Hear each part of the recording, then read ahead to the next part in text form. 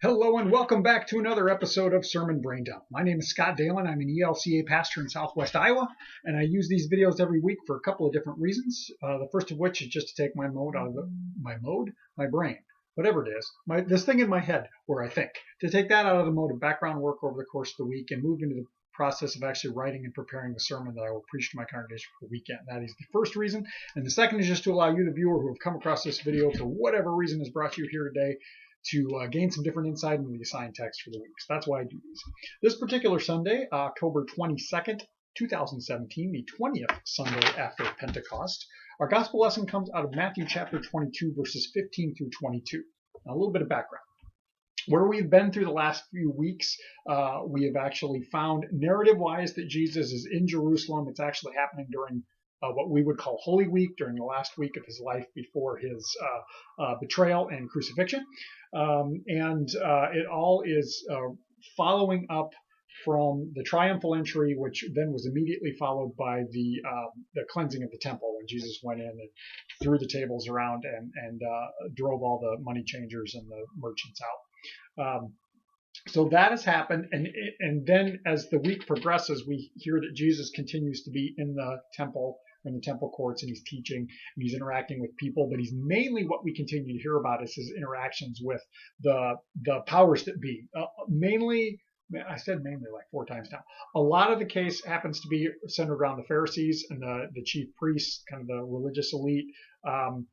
In what follows this passage, we actually hear the Sadducees come in. Now, the Sadducees are another Jewish sect, or Jewish, if you want to use the word denomination, that's really not the right word, but we hear about the Pharisees a lot. We also hear about the Sadducees. Typically, they end up getting lumped in together, which they really shouldn't, because they had very different views on things. But they are in there. Now, today we're also going to hear about another group called the Herodians, and this refers to a group of people who either served King Herod, and it would be Herod Antipas at this time, or they're loyal to the Herods and the government that's been put in place through the Roman, because the Romans were in control of the Roman Empire, but they allowed the Herodians to be around. So sometimes you'll hear about the king or the tetrarch at Jesus' time.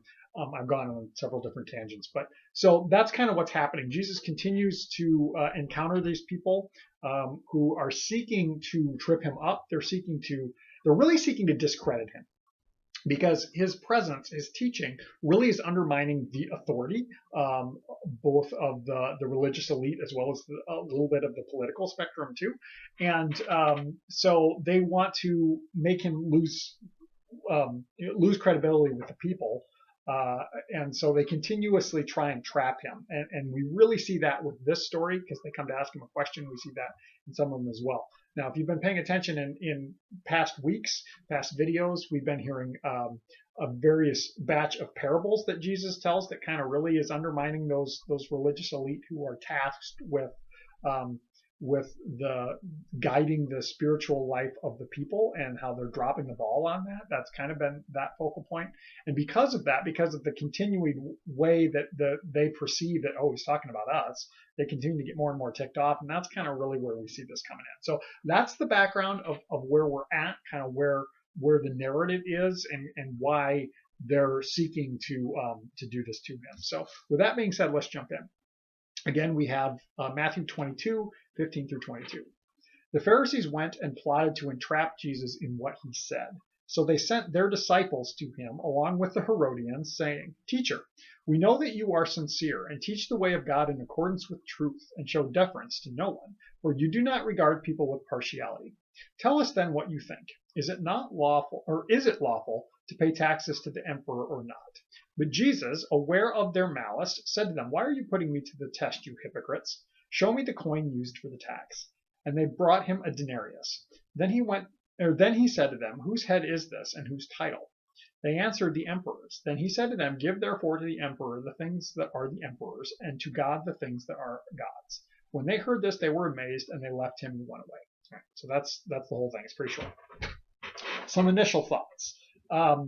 So the Pharisees, the bigwigs, again, they're trying to trip him up. So they partner with a group that normally they wouldn't see eye to eye with. The Herodians, or Herod and Herod's government, are very loyal to Rome. They're pretty much Roman stooges, and authorized to be the local government there, although there's still the Roman presence as well. But so the bigwigs within the religious center are not really going to like the Herodians because that's the representatives of the oppressive force that kind of is controlling them. But here they find a reason to work together because and they think they've got this crafty trick around this tax. Now, why would that be important? Well, the Jewish people hate paying the tax. They're essentially paying the oppressive force to oppress them. that's pretty much exactly what happens. And so they hate paying the tax. It's a slap in the face that they have to essentially pay the wages of the people who are oppressing them, kind of like I just said. But the Herodians, on the other hand, are very loyal to Rome, and they're like, well, this is good, and they allow us to remain in power. So yeah, by all means, let's pay the tax. And so Jesus is seemingly getting caught between a rock and a hard place, because if he says yes, it's good to pay the tax, he's siding with the Herodians. That's going to make him lose credibility with people. If on the other hand he says no, we shouldn't pay the tax, it's not lawful to pay the tax, that we put that before God, or before our loyalty before God, then he's going to be in hot water with the political system, and he'll get arrested and potentially killed. Hey, sounds familiar. I get what happens at the end of the week. Anyway, so they think, hey, we've got him here, and we're gonna trip him up here. But Jesus, in ways that he always seems to, manages to turn it around and reveal perhaps the hypocrisy of the people. Perhaps he reveals something more significant of ways that we should consider how we are in the world, or where our loyalties lie. I don't know. This is admittedly a troublesome passage. Oftentimes it gets used from the standpoint of separation of church and state, with his statement about give to Caesar what's Caesar's and give to God what's God's. I've heard that direction. I've heard it said that we should, Martin Luther has something called the two kingdoms, and it's the political system and the kingdom of God system, if we want to use those words. All of these are potential ways that yeah, you could take this text, but it's just interesting. And I think we start to see a little bit of truth so the people come and they address Jesus, and they're using flattery. They're trying to smooth the road with flattery. And what's interesting is their flattery, they're speaking truth, even though they don't mean it.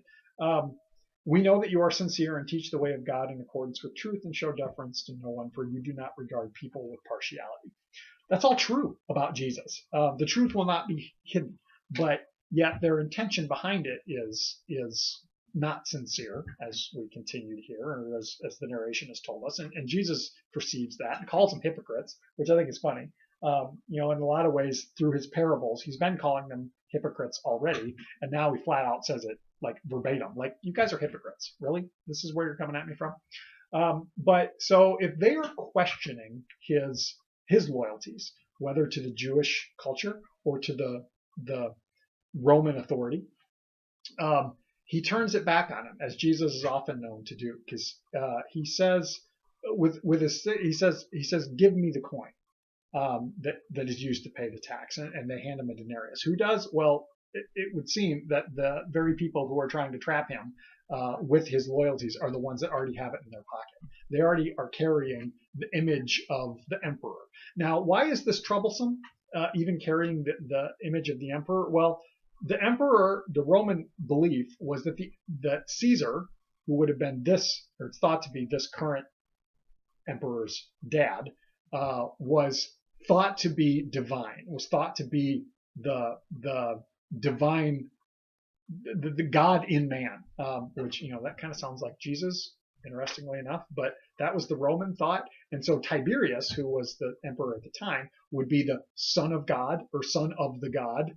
And that's kind of what the inscription is that they're talking about. But so it bears the image and the inscription that indicate an idol, that this is a false god. And so for the Jewish Pharisees to be carrying around this image and inscription, calling someone a god, they're breaking the first commandment. You shall have no other gods before me. Interesting that Jesus turns them on that well, clearly you've already accepted the image, you've already aligned yourself with that, even though you pay lip service and say you don't. That could be an indication that is what's going on here. But what's more important to me, and I think the direction that I'm going in terms of the sermon, really has to do with the image. Whose image does it show? And the coin bears the image of Caesar. And Jesus says, give to Caesar what is Caesar. So pay him the tax. We could argue, he's saying, go ahead and pay the tax. It's okay. It's part of the life that we live in this day and age, in this setting here in Israel, controlled by Rome. So pay the tax.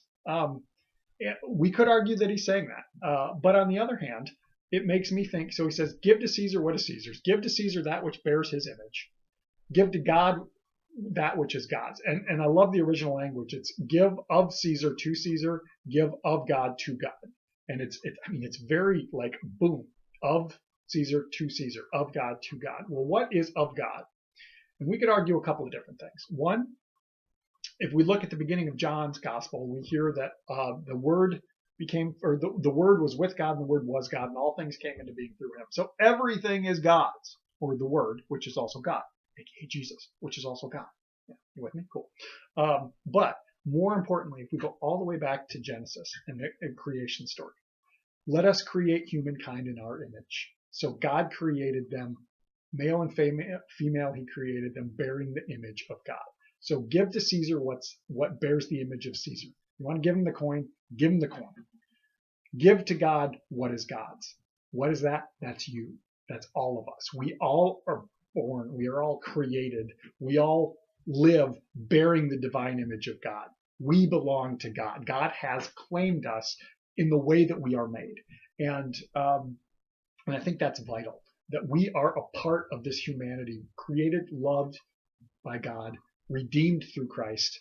And that's the direction that I'm really going. Now, I still need to do some formulating in my head of how exactly I'm going to present this message, but that's the thoughts that I'm having, that Jesus is really saying, like, what you guys are considering right now, that's a human thing. That's a earthly thing. That's way down here.